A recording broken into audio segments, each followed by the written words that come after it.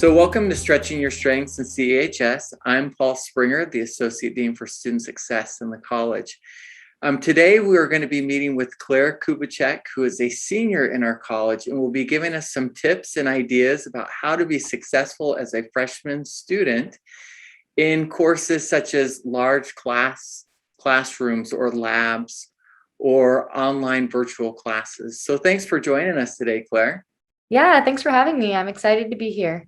So Claire, you are a senior, so you have successfully navigated the last 3 years at UNL. So what are some tips you would give to a freshman student who is enrolled in their first large class, maybe 300 students? Yeah, that can be pretty overwhelming as a freshman. I know it was for me because I grew up in a very small town. So my first big lecture was a little bit overwhelming that first day of classes, but some tips that I would give to some freshmen would be sit towards the front. It can get really distracting if you try to sit in the back. There's so many students doing so many things on their laptops and taking notes. Those are easy distractions that you can easily avoid as well.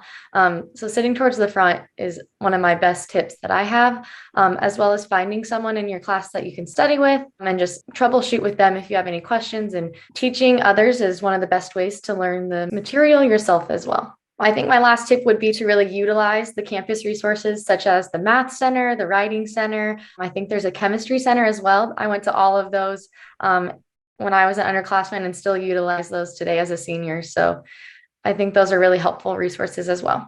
So let's shift gears. Like, what if it's a virtual online class? Like, how are you successful in that avenue? One thing I really like to do for virtual classes is make sure I have everything written out in my planner or really utilize that calendar feature in Canvas. That way I'm staying on top of all my assignments and assigned readings, all those things, so I don't miss anything. And then you'll be well aware of when you have an exam coming up as well, so you know when to start studying for those. And just make sure you're still reaching out to your professors and TAs for all of those. They're still holding office hours on Zoom, which is great. And they're still there to help you, even if it is a virtual class.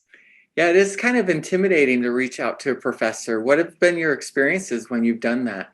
Yeah, every time I've reached out to a professor or TA, they've been so welcoming and so helpful. And it's just been really great and beneficial. I haven't had a bad experience with anyone.